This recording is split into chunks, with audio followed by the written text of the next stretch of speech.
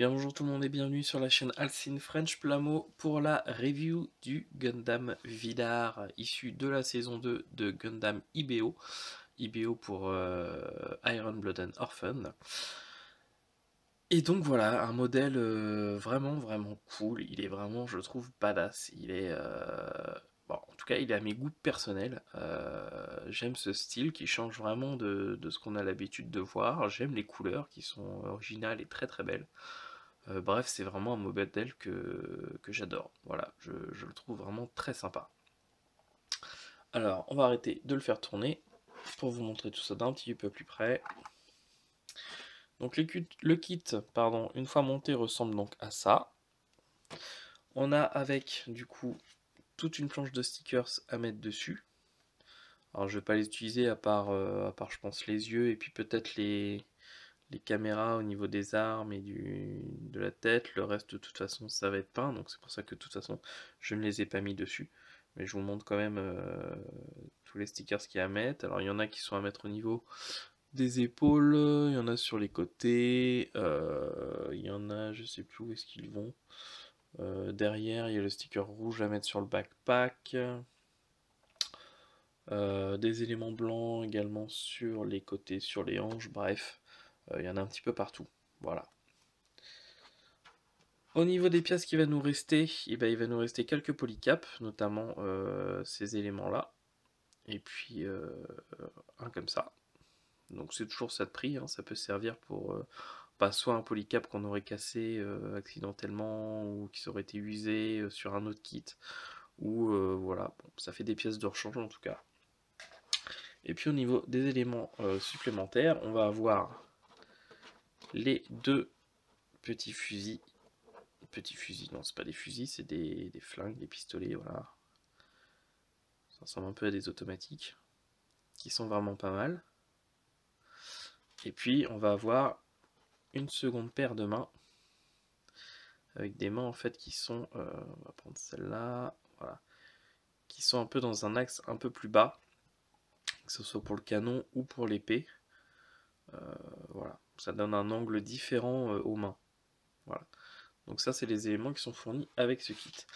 Avant d'attaquer la review en elle-même, je vous montre une petite vidéo que j'ai tournée lors du montage pour vous reparler de l'inner frame, parce que c'est quand même quelque chose d'assez particulier sur les kits high grade, c'est que ces kits-là, en ce qui concerne les Gundam frame, eh bien, on a une inner frame complète. Voilà, donc je vous montre ça tout de suite.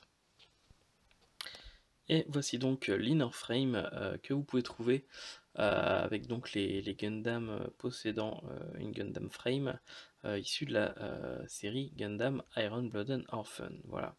Donc je trouve ça vraiment assez sympa puisque la chose, finalement, le seul cas de figure à l'échelle 1/144 où vous allez avoir des Gundam avec des inner frames, ça va être ceux que vous allez trouver dans la gamme des Real Grade, donc les RG.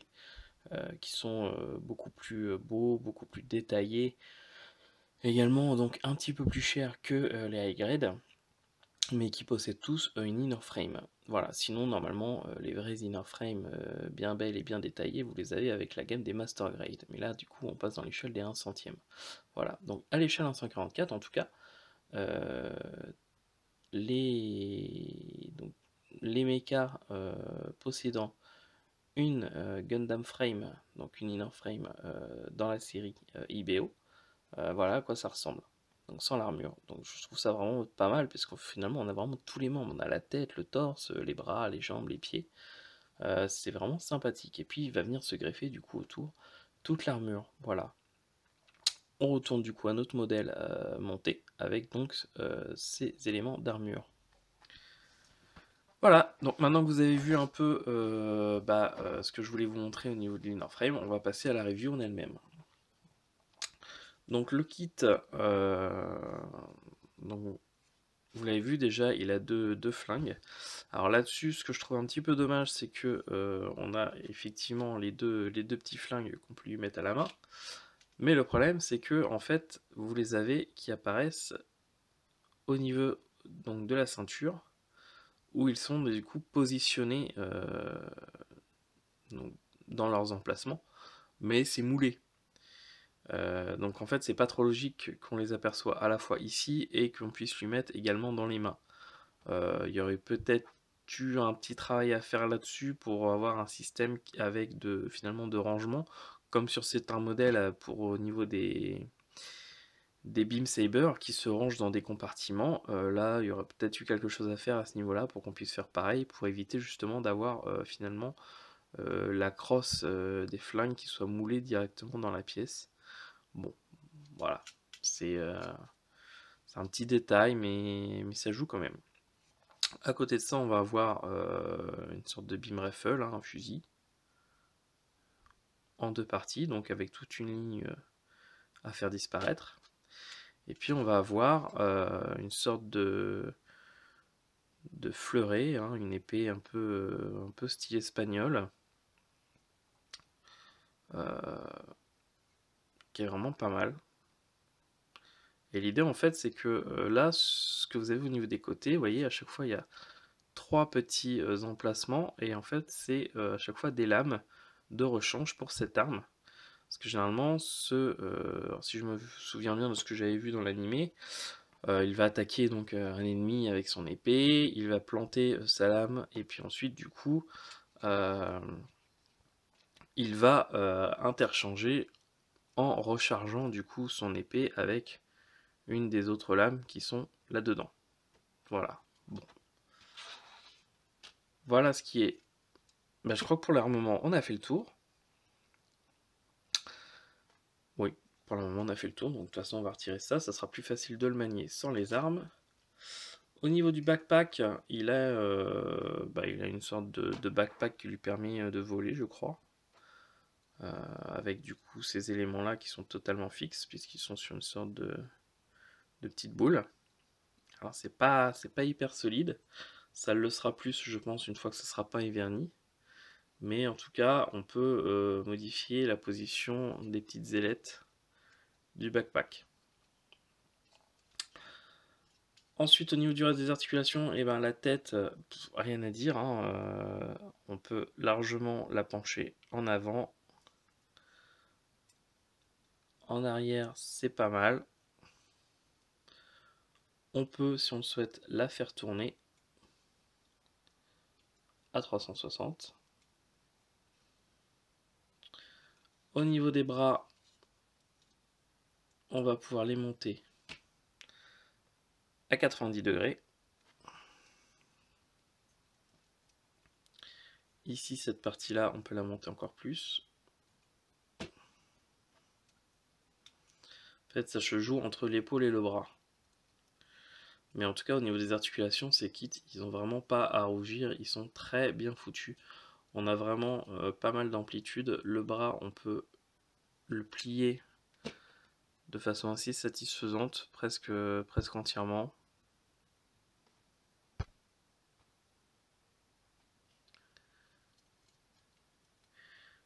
On peut le faire tourner sur lui-même à 360. Les poignets, bah évidemment c'est pareil, ils ont une bonne amplitude pour les plier.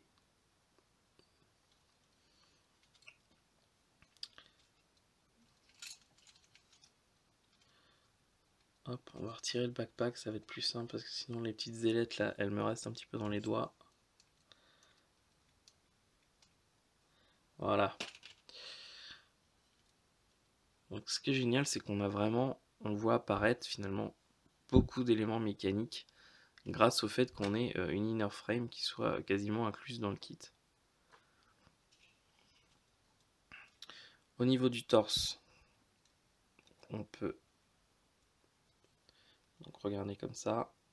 On peut vraiment du coup plier en avant, en arrière, à gauche, à droite. En fait, c'est un système sur une boule, ce qui fait que c'est totalement orientable. On pourrait lui faire du hula hoop. Donc c'est vraiment bien foutu. Après, le seul petit désavantage que je dirais, c'est qu'au niveau de la forme, on a finalement une sorte de triangle avec la base ici, et puis les deux côtés qui se rétrécissent. Et en fait, du coup, ça fait un petit peu ridicule ici, parce que ça fait vraiment très mince. Et puis ensuite on a un bassin tout de suite qui est assez large. Donc esthétiquement, alors c'est pas moche, hein, mais c'est vrai que ça peut surprendre. Ce côté un peu triangle ici, comme ça, hop. Et puis d'un seul coup ici une base assez large. Bon après, c'est pas non plus, c'est pas moche. C'est pas... On s'y fait, voilà. C'est pas ce qu'on a l'habitude de voir. D'habitude, c'est vrai qu'on a des kits, en tout cas au niveau de l'Universal Century par exemple, qui sont assez plus carrés, plus en volume. Là, on est plus finalement dans un système d'articulation sur des choses assez réduites. Même les pièces d'armure, hein, c'est vraiment des éléments assez petits, assez minces. Alors ça va être... ça complique un petit peu le travail de peinture, mais après ça donne quelque chose de voilà, un peu plus en finesse que ce qu'on a un peu l'habitude de voir avec certains kits. Alors c'est vrai que je sors de la réalisation du GOG, qui est, euh, qui est un truc un peu tout en pâte à pouf, quoi. Donc évidemment, là, je passe d'un extrême à l'autre. Mais voilà. Au niveau de ces éléments-là, eh ben, on peut les élargir également pas mal, hein. Après, on peut également les tourner comme ça. Donc ça ne nous gêne pas du tout au niveau des jambes. Ça fait qu'on peut vraiment étirer les jambes entièrement. Donc c'est assez bien foutu. Au niveau des jambes, on va pouvoir les plier. Alors là, on va être gêné du coup par le petit réacteur qu'il y a derrière la jambe. Mais on peut au moins les plier à 90 degrés.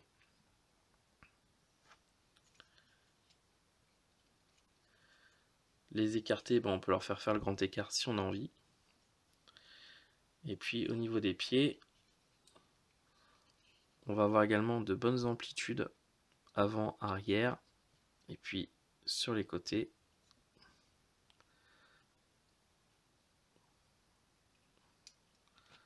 On peut le plier sur lui-même et vers l'extérieur. Donc assez bien foutu également. Donc non, au niveau articulation, franchement, il n'y a rien à dire. Voilà, c'est assez bien foutu. On peut... je pense qu'au niveau des positions dynamiques, on n'est pas restreint. Il n'y a rien qui nous bloque vraiment. On peut le mettre dans des positions, je pense, assez sympathiques. Alors je l'ai pas encore manipulé. Ah, de toute façon, à chaque fois, c'est rare que je les manipule avant de vous montrer dans les vidéos. Ça me permet quelque part de découvrir en même temps que vous. Mais je pense qu'on doit pouvoir le mettre. Voilà, voilà, l'exemple type. Ça tient sur une boule, voilà. Du coup, si on plie trop, c'est un petit peu fragile. Après, on peut pas tout avoir. On peut pas avoir et la solidité et les articulations et que tout soit solide, etc. C'est un peu compliqué sur une échelle comme le high grade. Alors, ouais, je pense qu'on peut. Il doit pouvoir se mettre. Si je plie un petit peu cette jambe dans ce sens-là, je tourne un petit peu le pied, je dois pouvoir lui faire trouver un petit équilibre. Ou pas. Bon, après, c'est vrai que c'est une surface qui glisse un petit peu aussi. Hop.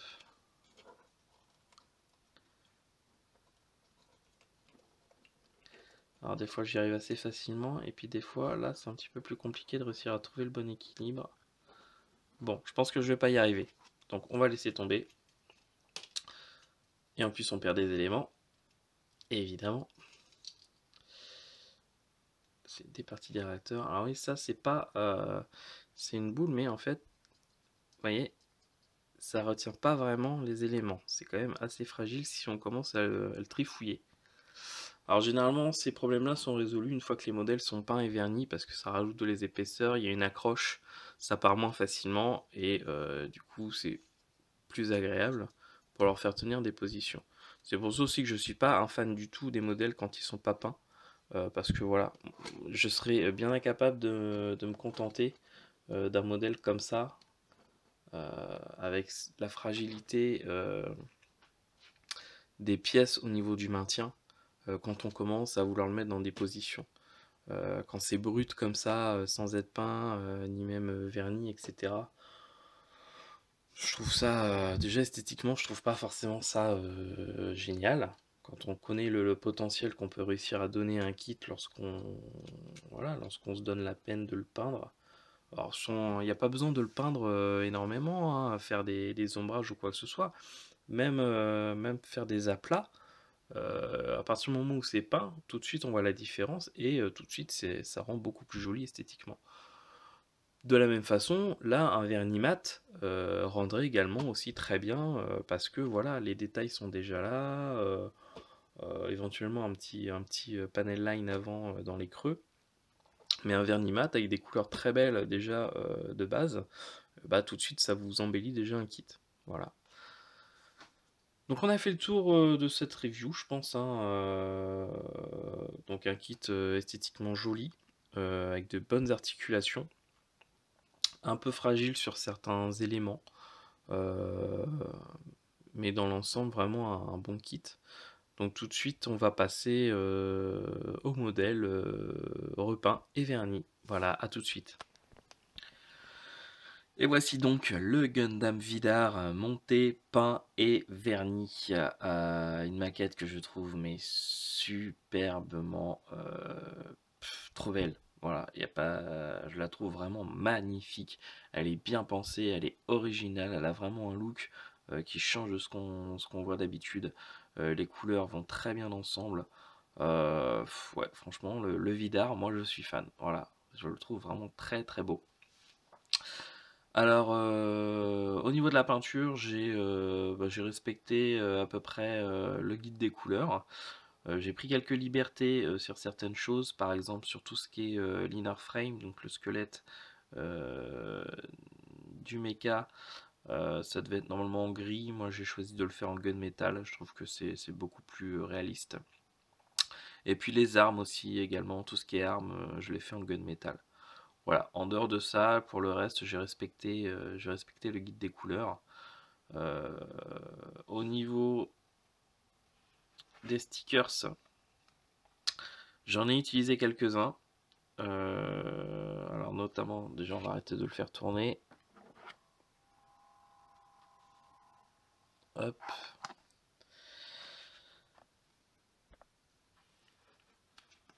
Oula. Voilà. Alors au niveau des stickers, j'ai utilisé du coup les deux violets pour les caméras du fusil et derrière la tête. J'ai utilisé les yeux. J'ai utilisé un petit ici qui se met juste devant au niveau du V-fin. Et puis, ah oui, d'accord, quand je mets mon bras, je viens de voir que ça met tout dans l'ombre. C'est pas génial. Ah, et puis, j'ai utilisé deux petits stickers sur la... Oula! En fait, faut pas que je mette mes mains, sinon on est dans le noir, on voit rien. C'est pas génial. Bizarre. Bref, donc les deux qui sont ici, sur le devant, les deux petits rouges.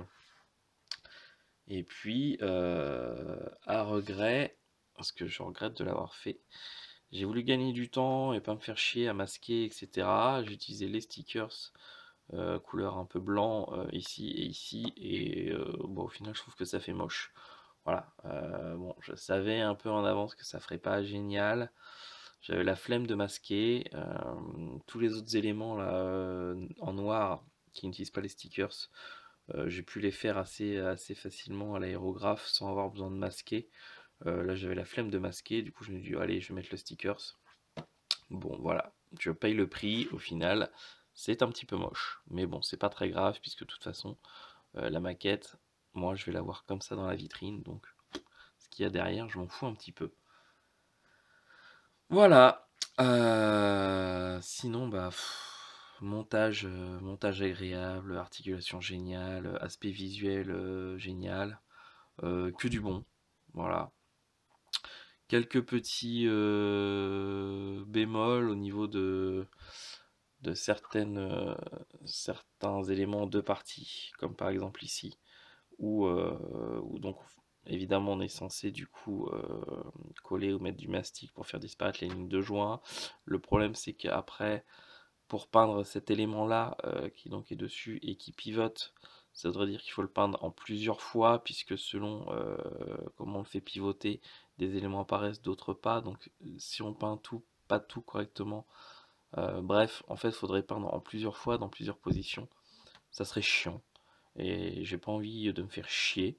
Donc du coup, voilà, je le laissais comme ça. C'est pas très grave, à distance de vue, ça ne se voit quasiment pas. En dehors de ça, bah, que des points positifs. Voilà. Un kit beau, pas cher. Les kits Iron Blood and Orphan, ça fait partie des kits qui sont les moins chers en high grade. Et pour voilà, un résultat que je trouve très très beau. Voilà, je pense qu'on a fait le tour de cette maquette. Je vais tout de suite du coup m'attaquer au prochain montage. Et puis celle-là va aller rejoindre ses copains dans la vitrine. Voilà. J'espère que cette vidéo vous aura plu. Je remercie encore une fois toutes les personnes qui se sont abonnées à la chaîne dernièrement. On a dépassé les 200. Là, aujourd'hui, on est à 210. Je sais pas quoi dire, c'est juste cool. Voilà. Je me dis que voilà, si les gens s'abonnent, c'est que les vidéos sont au moins un minimum intéressantes. Donc voilà, c'est une bonne récompense. Et puis je rappelle pour ceux qui ne le savent pas, il n'y a pas que la chaîne YouTube.